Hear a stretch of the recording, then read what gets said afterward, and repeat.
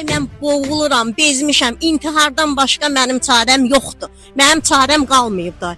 Mənim evimi, səsimi eşitsin mənim prezident. Vətənimdə azad, mən bu vətənimdə haqqımı bərpa eləsin. Mən haqq istəyirəm, ədalət istəyirəm. Davşə boğuluram. Həqiqi boğuluram ki, da xahiş edirəm mənim evimi alıb özümə versinlər.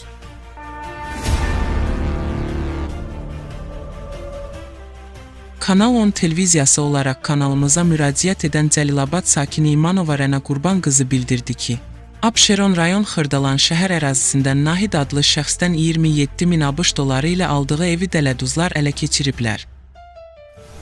Salam hörmətli izləyicilər. Cənab Prezidentimizin ictimai nəzarətini müstəqil həyata keçirən Kanal 10 internet televiziyasının rəhbəri Hidayət Ağayevdir. Hörmətli izləyicilər, evi əlindən alınmış Cəlilabad rayon sakinlərinin şikayəti əsasında gəlmişik. Xanım, özünü təqdim elə. İmanova Rəna Qurban qızı. Nədir şikayətin xanım? Şikayətim 2024-də mən evimə getdim, Abşeron rayonunda, Xırdalanda evim var.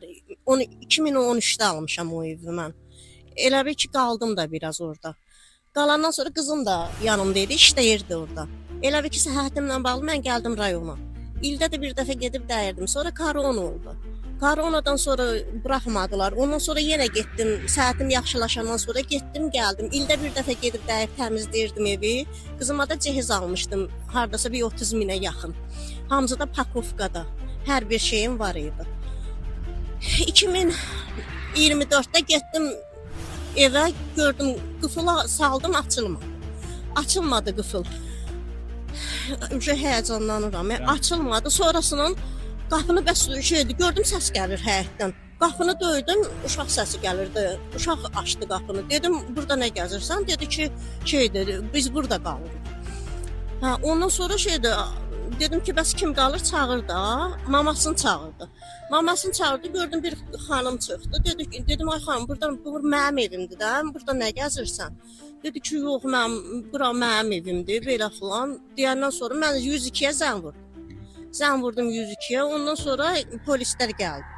Polislər gəldi, oradan da getdim, yenə də polisə ərzə verdim oradan, özüm getdim, polis apardı bizi, ərzə verdik. Ondan sonra o polisdən çıxandan sonra prokuraturaya da getdim orada. Prokuraturada da ərzə verdim. Verdim, amma o gündən